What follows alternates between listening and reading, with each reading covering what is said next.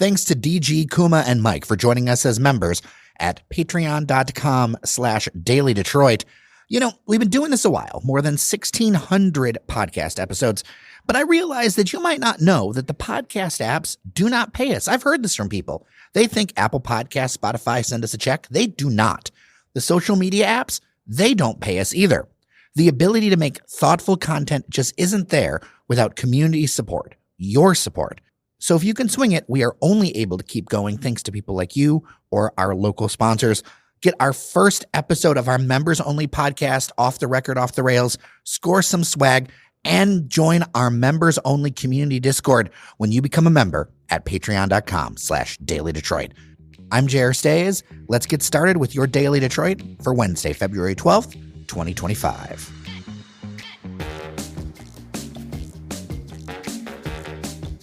Joining me at the table at Tech Town is friend of the show, Aaron Mondry. How are you? I'm good, Jer. You know, you're always the harbinger of good news. Whenever you come through, I know that all is right in the world in Detroit. Oh, that's what I hope to be. Yeah. I know you're joking, though, unfortunately. Well, the thing we're going to talk about today is a report in Outlier Media. It's called The Real Estate Scheme Gobbling Up Detroit, One Digital Token at a Time. Okay, so cryptocurrency in Detroit? Lay it on me. What's going on? So there is a cryptocurrency real estate marketplace, self-described as the largest in the world, and they have made a huge play on Detroit real estate and others in the Midwest, but the majority, maybe even the vast majority of their portfolio is here. And what they do is they buy a property, then they will list it on their marketplace, their website, and they tokenize it or they fractionalize it. Basically, they subdivide these properties into hundreds or thousands of individual tokens that sell for around $50 a piece to entirely foreign investors. And these tokens are bought largely in cryptocurrency. And these investors then get regular dividends based on the amount of rental income that these properties get. In theory, that's how it's supposed to work. And the properties themselves are not in good shape. And we can get into all the details of that. But I think that is the biggest takeaway from all of this. This company is named Realty, by the way. That's the operator of the digital marketplace. The biggest takeaway from this article, though, is that they've done an extremely poor job with property management and paying their bills, and tenants are the ones that have suffered the consequences from this crazy scheme. Who's investing in this? That is a good question. So the owners of Realty, they are brothers, Remy and Jean-Marc Jacobson, and they said that most of their investors are in Europe and the Middle East. But U.S. investors are barred from purchasing tokens. Why? They said it's because of regulatory hurdles make it currently prohibitively expensive to offer tokens to people in the United States. I don't know for certain, but at the moment, you need to be living elsewhere if you're interested. And how did they come about Detroit? They said that basically at first it was an affordable place, a cheap, in their words, place to purchase real estate. And they saw a lot of potential for growth in real estate values. They purchased their first property in 2019. So, you know, you'd already seen a fairly significant upward curve in real estate appreciation, and that trend has continued. So in that sense, they were smart, I suppose, to invest in Detroit. They cited a couple of other reasons. One is they thought they could have a positive impact on the city, in their words. You know, I guess they imagined they'd be pumping a lot of money into dilapidated houses, keeping people housed, improving neighborhoods.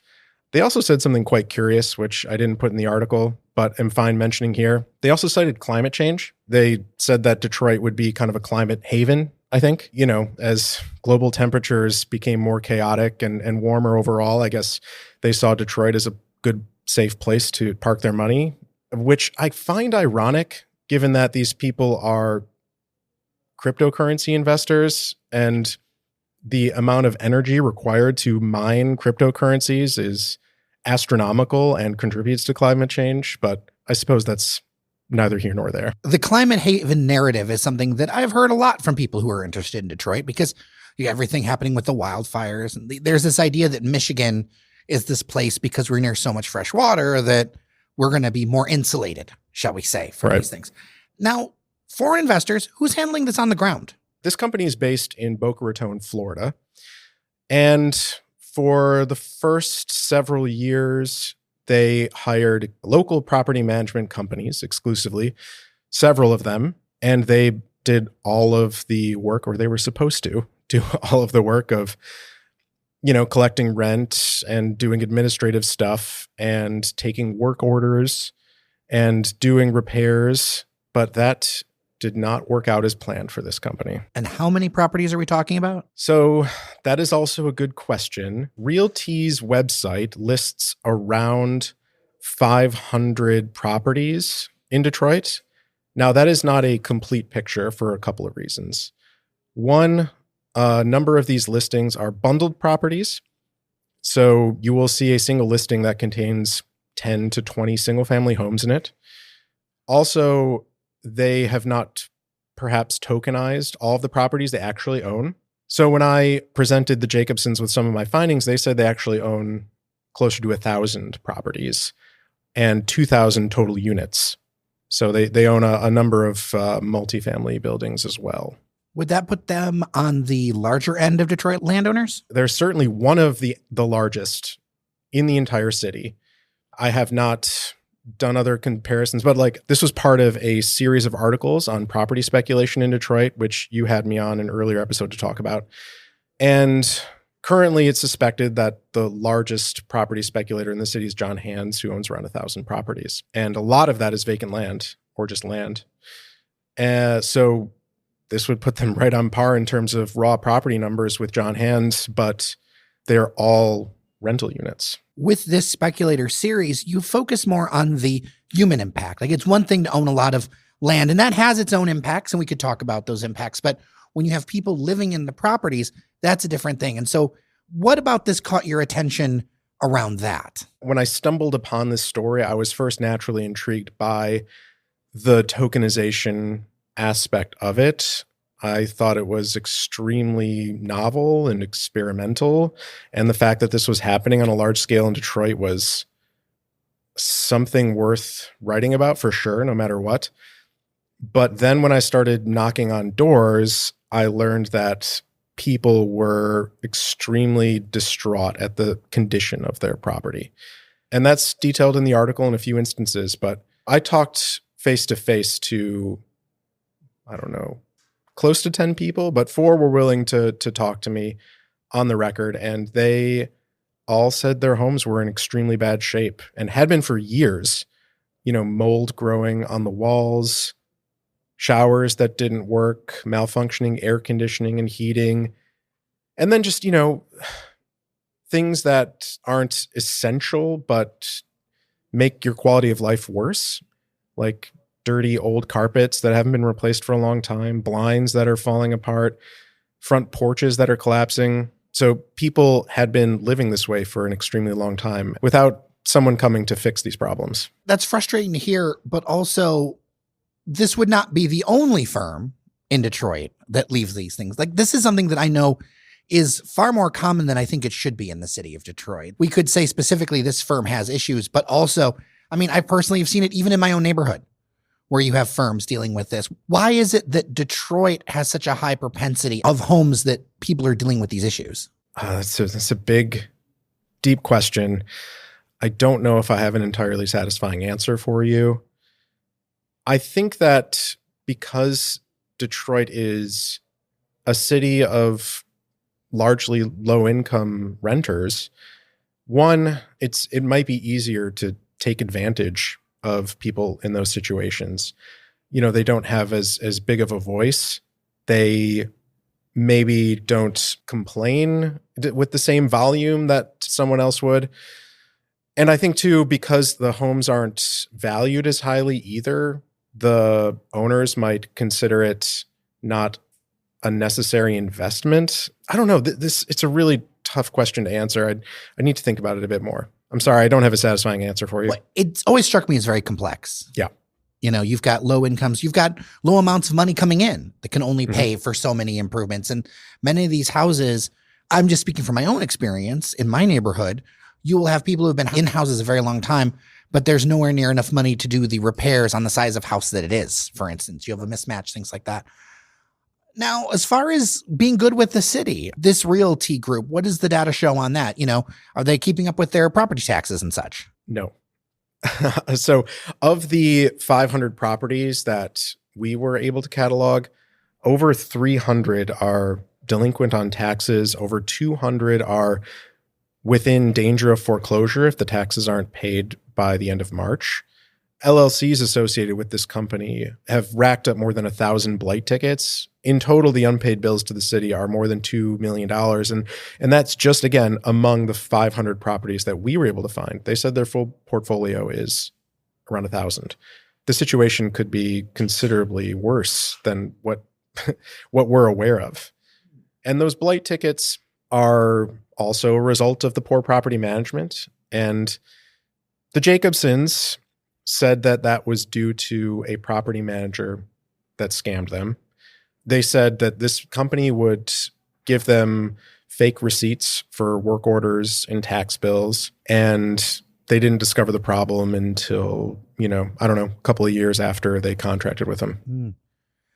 Now, these properties being bundled up and tokened, and as I look in the article, it's around $50 a token that you can, buy into this. Can't these also be resold? Like, isn't part of the point of cryptocurrency in general and using the blockchain in some respects to create a market for it? Yeah, that's the idea. I haven't looked super closely at it, but so the appeal for investors in buying a token is that there is a low barrier to entry. Typically, real estate is an illiquid asset, meaning it takes a long time to get your equity out. If you want to sell your house, it's going to take months. If you want to sell a $50 token, in theory, you can do that in a matter of hours or days. Realty says it will buy back up to $2,000 worth of tokens a day.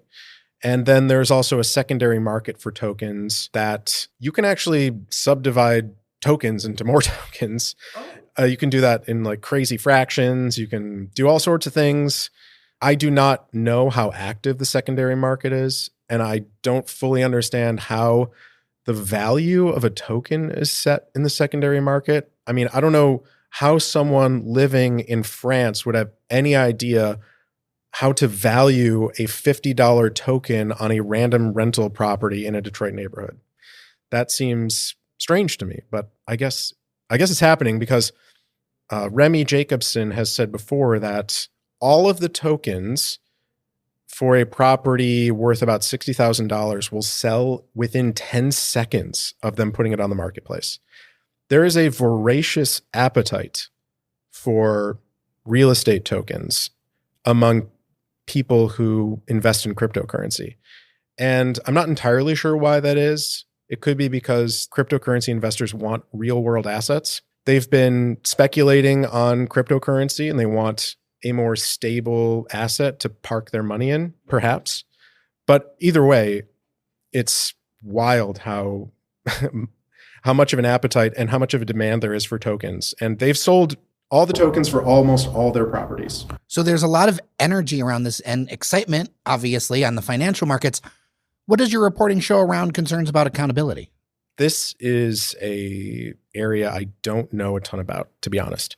I do not know the legal framework for a company based in Florida doing interstate commerce with exclusively out of the country investors in digital tokens. I think like this sounds like Mad Libs. I'm just going to be honest. It sounds like Mad Libs. Maybe I'm a Luddite. That was a mouthful for me to get out.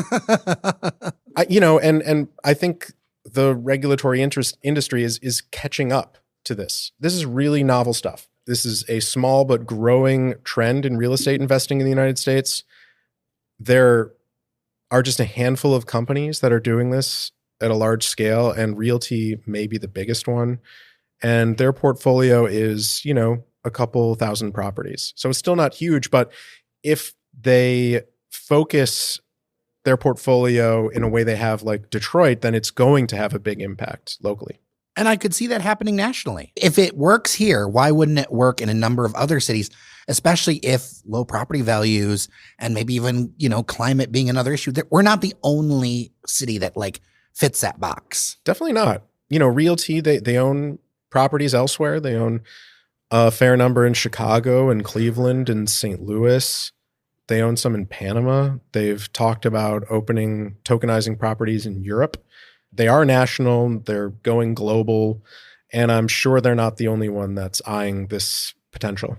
So I'm sure this will not be the last that we hear about all of these things because you're working on this series, The Speculators of Detroit. You're a few pieces in now. We're not doing every piece, although I'm fascinated by every one. What is something that you feel like you've learned doing these pieces that you didn't know when you started? I think that this also relates to your previous question. I think that there is a sizable accountability gap here. I think that a lot of the authorities tasked with making sure speculation didn't and doesn't run rampant are not doing a good enough job. I think Wayne County might be the biggest culprit in the situation. I should say that Realty did not purchase any of their properties through the Wayne County tax auction, which has been the traditional venue by which speculators have amassed property here. However, historically, the Wayne County Treasurer's Office let anybody buy as much property as they wanted for as cheaply as possible, and they foreclosed on as many properties as they possibly could without offering any forbearance whatsoever.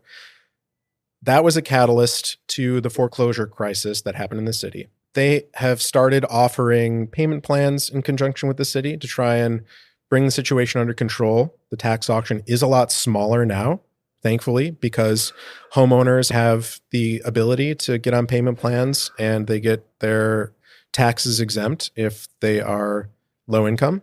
Those are great things. They are still doing an extremely poor job overseeing the auction and making sure bad actors don't participate. And all they would have to do to ensure that is follow their own rules. The Treasurer's Office says, if you are delinquent on taxes and if you have unpaid blight tickets, then you can't participate. But they don't stop anybody from doing that. And we have been able to find numerous examples of this happening. And I've also talked with other treasurer's offices, and they said that they do what they can to prevent it. They do deed searches. They work with outside firms to make sure everyone's in compliance. I don't know what's happening at the Wayne County Treasurer's Office, but you can be Dennis Kefalanos and be in the process of being sued by the city for having blighted buildings everywhere and still bid on properties using your own name. That happened in 2022. I will leave people to make their own judgments around these things, but the information is fascinating. Aaron Mondry, Outlier Media. I know this won't be the last time. I really appreciate you and your work for our community. Thank you, Jared. Love to come back on, always.